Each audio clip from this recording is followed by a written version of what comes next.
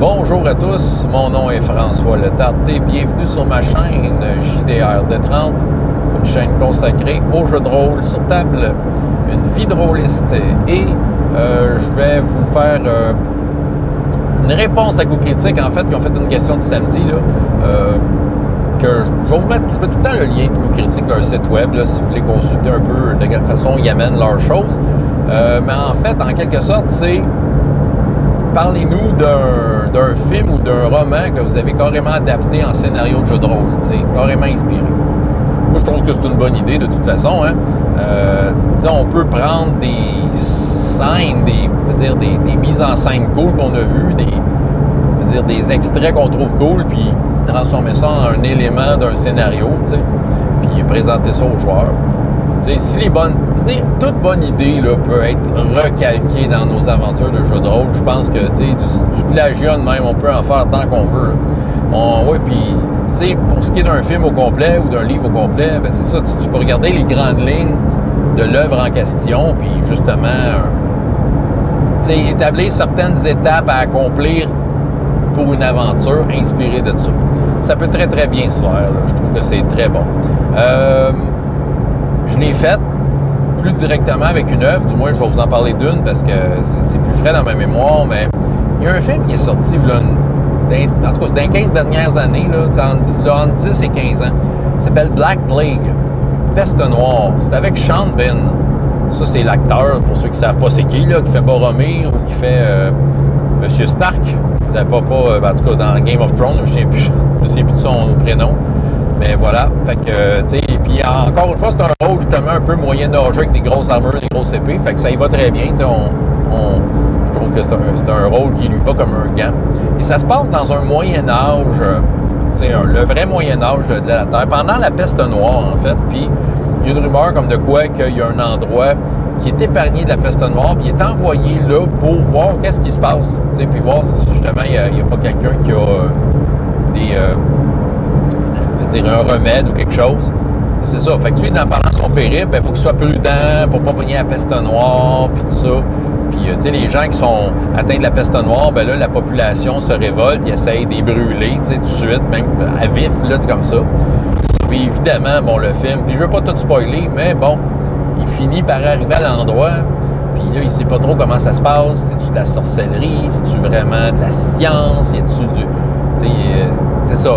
Il y a vraiment un mystère entourant ça. Ben moi, je trouvais ça bon, ce film-là. Écoute, c'était pas un film, j'avais aucune attente. Je veux dire, j'étais tombé là-dessus, là, super écran, quand ça a l'air pas pire, je pars le film.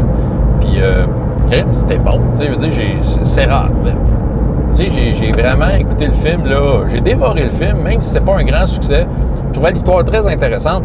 Ce qui fait qu'à Défi Fantastique, j'ai créé une séance unique que j'ai eu l'occasion de faire à quelques reprises, carrément basée là-dessus. L'histoire que je vous ai parlé, dans le fond, c'est une situation. Je peux mettre ça n'importe où. Dans le fond, je peux décider de mettre ça n'importe où dans une map de Défi Fantastique, puis dire, OK, il y a une maladie virulente que les magiciens ne comprennent pas, que les guérisseurs ne comprennent pas, et qui est en train de tuer la population. Puis en plus, la population, venait comme enragée, puis tout le monde se faisait attaquer par ces gens-là. Fait qu'il y avait comme un petit côté zombification là-dedans, là. Puis les personnages sont envoyés enquêter justement sur la rumeur d'une place qui est épargnée. Fait que la science unique est intéressante parce qu'il y a toutes sortes de dangers, évidemment.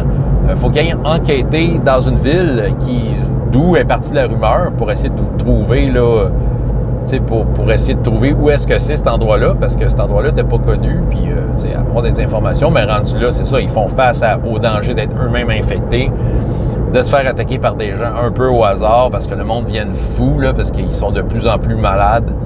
Puis, c'est intéressant. Gros spoil, mais les personnages, les chances qu'ils ne soient pas infectés, c'est faible, parce que c'est des tests, puis c'est des jets de dés, là, tu finis toujours par en manquer un moment donné. Ce qui fait qu'ils sont infectés, il y a une course contre la montre. Est-ce qu'ils vont se rendre à cet endroit-là avant de mourir? Puis, une fois qu'ils sont rendus là-bas, ben est-ce qu'ils vont être guéris ou est-ce qu'ils vont juste être abandonnés? Est-ce que les gens vont dire « Hey, c'est jamais rentré ici, c'est pas pour rien. » Donc, ben c'est ça. Fait que là, je spoil encore mon séance unique, parce que ça se peut que je la refasse un jour, mais il arrive à l'endroit qui est une île. Puis, en effet, les gens sont épargnés de ça. s'ils ont été infectés, se font guérir, mais ils se font dire, vous ne pouvez plus jamais sortir d'ici, parce que si vous sortez d'ici, vous allez être infecté, puis on ne pourra pas vous guérir encore, on ne pourra plus vous réaccueillir. Fait que là, il faut qu'ils fassent l'enquête de savoir, ouais, ben c'est poche, ils veulent pas être pognés toute leur vie sur une île, là, malgré qu'elle est autosuffisante, puis ça a l'air bien chouette comme endroit pour découvrir quelque chose. En fait, c'est ça. Il y a quelqu'un derrière ça, quelqu'un ou quelque chose, un phénomène divin, magique, démoniaque, qui fait en sorte que les personnes sont pas infectés, puis c'est ça, puis ils sont pas capables d'avoir la recette du remède, puis la raison qu'ils ont, c'est que en fait, l'endroit en tant que tel, c'est le remède. Bon, c'est ça. Fait qu'il y a toutes sortes de mystères. Moi, j'ai trouvé que c'était une séance unique qui était fun à faire. Ça se peut que je la refasse. Fait que, ça se peut que, je sais pas, peut-être qu'il y ait du monde qui écoute puis qui se disent qu'ils vont peut-être embarquer dans cette séance unique-là, je ne sais pas. Mais reste que je l'ai fait quelques fois, puis c'était très, très efficace, puis c'était très, très facile à faire parce que j'avais vu le film, fait que je savais dans quel ordre ça faisait les affaires. Puis étant donné que les joueurs se retrouvaient coincés dans des situations un peu hors de leur contrôle, par une maladie, tout ça, ben ça les force à agir d'une certaine façon. Puis, ils peuvent quand même décider de certaines affaires, mais ils ont le désir de trouver le remède, fait que clairement, ça va les amener à ces fameux endroits-là. Peu importe le chemin qu'ils prennent. Puis c'est ça. Je trouve que le film offrait une belle situation à mettre dans n'importe quoi, n'importe quel type de jeu de rôle. En fait, on pourrait faire des adaptations science-fiction, western, on pourrait vraiment faire toutes sortes d'affaires là-dedans. Ça pourrait marcher. C'est ça. Je trouve que c'est une super belle idée. Bref, Peste Noire, Black Plague. Vous irez voir ça si vous n'avez pas vu si vous n'avez pas vu ça, ce film-là, je le trouvais bien intéressant. François Letarte, JDR de 30, et jusqu'à la prochaine fois. Et autant de plaisir dans la vie que dans les jeux. Au revoir.